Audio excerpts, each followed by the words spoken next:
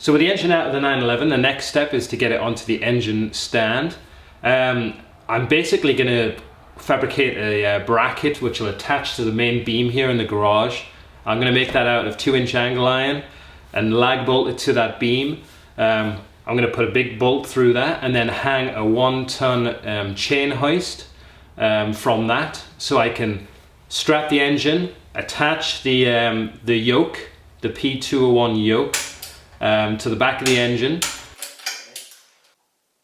and then I can lift that whole thing with the chain hoist.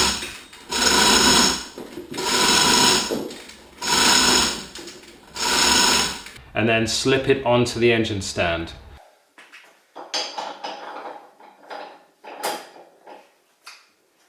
That's great, it's on. It's on the engine stand, I can roll it around. And we can start taking it apart. I think that's great. Awesome. Oh, so pleased that worked.